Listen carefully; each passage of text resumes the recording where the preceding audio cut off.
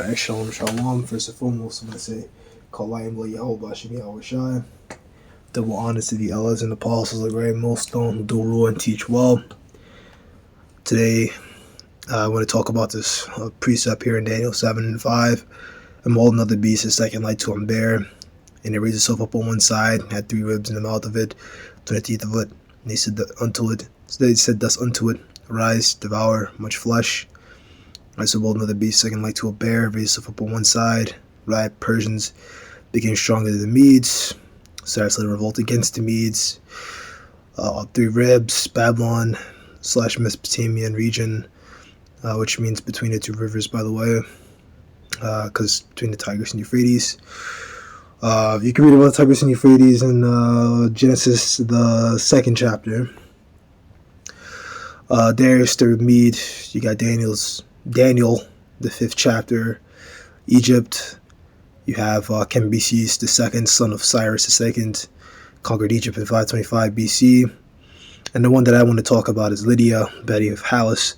Cyrus took down Lydia and King Croesus, devoured much flesh, meaning the kingdom of the vast, because they took a lot of territory. And you can read about that. I think it was 127 provinces. I'm not going to get it. In the time of Cyrus. So the Persian Median Empire grew to exceedingly strong, or grew to extremely strong state, extremely strong state, to an extremely strong state. So yeah, we're going to talk about one of these ribs, right? Croesus taking on the Lydian king, Cyrus taking on the Lydian king Croesus. I want to talk about that and get a little source and read up on that. So this is Brown University, brown.edu. Anthologies, Archaeologies of the Greek Past by Faustino Mora. The saying, as rich as Croesus, may have become outdated, but as it truly is a wonder why. Well, it's not. Well, people don't care. That's why it became outdated, because people literally don't care. Even when it comes to naming certain points of American history to an Edomite, they don't know, because they don't give a shit. They just want to drink and smoke and be narcissistic, because that's what America teaches you how to be. Croesus was the magnificent wealthy ruler of the Lydian kingdom during the middle of the 6th century BC. His extravagant riches made him famous, but even he could not escape hubris, destroying his own kingdom and forcibly joining the ambitious Persian Empire around 547 BC, which we just read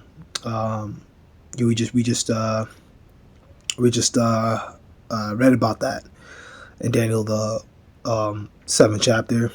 That's prophecy that happened. How much more everything else, right? Years later, Herodotus would account his follies, while Pausanias would detail the greatness of his gifts at Delphi, right? I know about Herodotus, but I'm not going to talk about him. I'm talking about him in a minute. Apart from Bacchylides, Herodotus recounts 3 distinct episodes in his histories, which is where I got the idea to make this video, because I actually own the physical book, the histories, and I read it from time to time, because it kind of goes in depth, on things like the Greeks, and apparently it talks more about later in the book it's going to talk more about the Greeks and against the Persians, more so about like things like Xerxes. And I just want to have a book that can tell me different things about it, and that kind of goes into it, you know what I mean? Just something that I can have as an extra source for video content, which Lowell and I will make more videos about that whenever the spirit leads me to do it. Apart from histories, right? Xenophon, on the other hand, places Croesus, or rather Cetius, as a prominent character in his fictionalized biography of Cyrus. Herodotus is the one to whom great credit is given for better knowing Croesus. He says the Lydian Basileus, or king, was friendly with the Athenians. Indeed, he served as a last support against the Persians, who were in nearby Anatolia. And the first of Herodotus' accounts, Solon, the Athenian lawgiver and sage, came to Croesus during his travels Croessus believing himself to be the most content and fortunate individual in the world, inquires Solon who the happiest person is. I think they say he was the first guy to start printing his own currency or minting his own currency, but I don't really know about that one. Solon responds that Tellus, the Athenian who fought and died for his country and was fortunate to see his children's children who were all alive, was the most fortunate. So he basically asks him, the Solon guy, who the happiest person is, and Solon tells him that this Athenian man who died for his country was fortunate to see his children's children, right, or his grandchildren who were alive and well before he died, was the most fortunate, right. Again, crosses questions to the second happiest man, to which Solon replies the brothers Cleobus and Biton were. Crosses infuriated to know that he is not among the names, and sends Solon away. Before Solon leaves, he explains that fortune is fickle. No one can judge a person's happiness or luck until that person has lived his entire life and passed on to the next. Let's just talk about, which I don't know if this Solon guy is a Jake, who knows, but he's actually correct on that, because as the scriptures talk about how Ecclesiastes 7 and 8, better is the end of a thing than its beginning, right? Because you really can't tell. You could reason this in your own mind, where you really can't tell how happy someone is until they die, because I mean, after they die, then you can kind of like see their life as a whole and see their end. You say, you know what, he died a happy man. You know what I mean?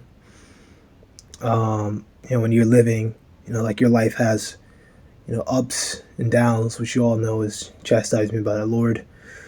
It's really started with our fault anyway, so we just got to deal with it, because we went off, we made our mistakes, and all that all started with us. But we got these ups and downs in our life, but you really can't tell how how like happy you are until you pretty much die and your spirit leaves your body and you go back up to the Father. That's pretty much what he's saying. He's actually correct. But it also shows here with Croesus, right? We know that pride comes before a fall. Bro, this Croesus guy's Japhite was very prideful, and that was leading up to his end.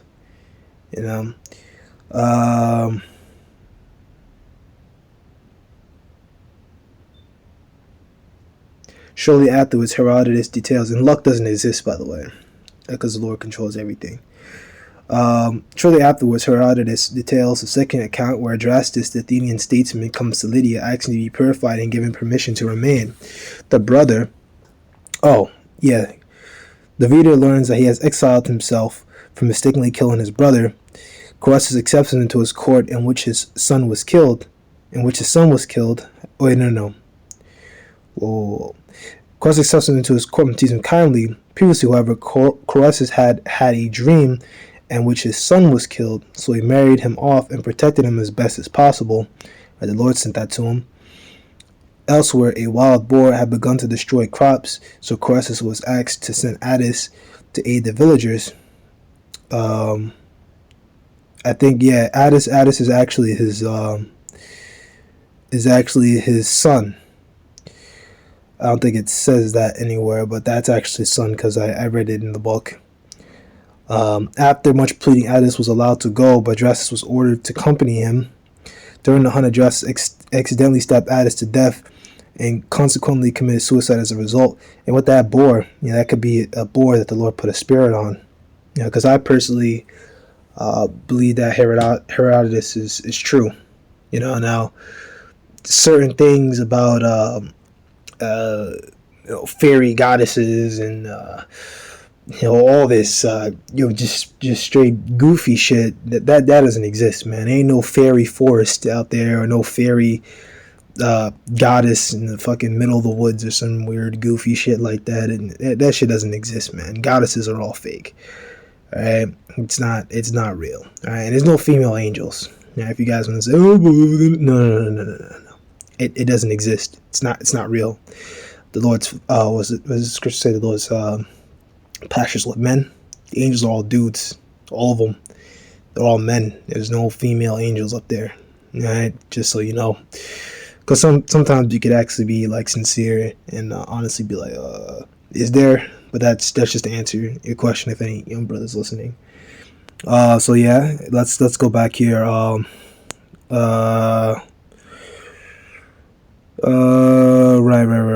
Right. Yeah.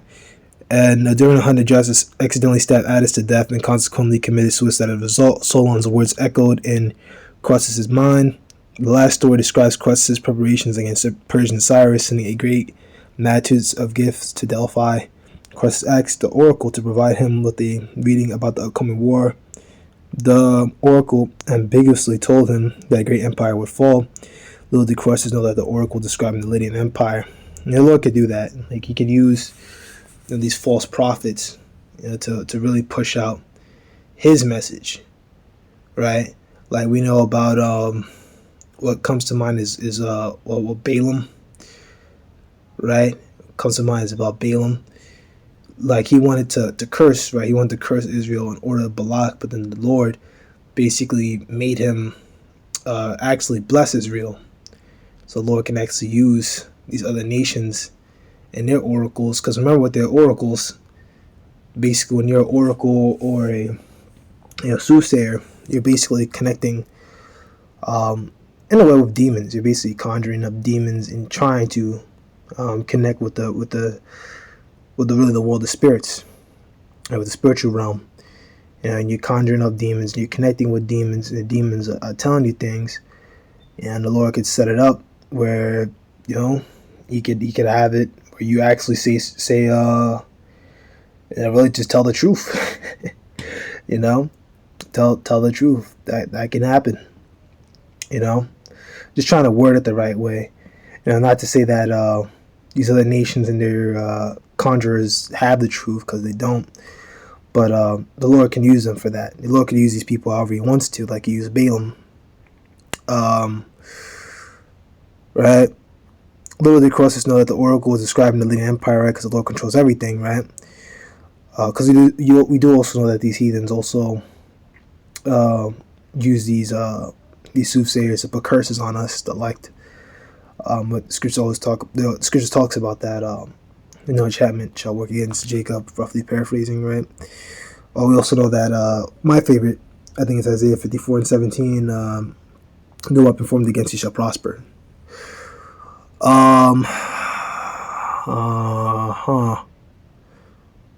Literally, Croesus know that the oracle is describing the Lydian Empire, right, which actually happened. Cyrus attacked when Croesus had sent off his troops for the winter and imprisoned him. That's prophecy right there. Note how he just becomes goofier and goofier and more desperate as time goes on. After setting Croesus atop a pyre, Cyrus ordered the pyre to be lighted. Croesus finally understood the meaning of Solon's word and muttered his name, calling Cyrus to realize they were very similar in character. Cyrus ordered the flames to be extinguished, but they could not be controlled until a great storm stopped their path, thanks to the prayers of Croesus to Apollo. Oh, fuck off. Whether he died or not, who knows? Although Croesus' fate is not clear, one can be sure that he learned that money isn't everything. And Cyrus was known for that, man. Because he had mercy on us too. He was alright, but still a heathen. Heathen's a heathen. But that's pretty much it on Croesus. A little bit extra on him. That's it, Shalom.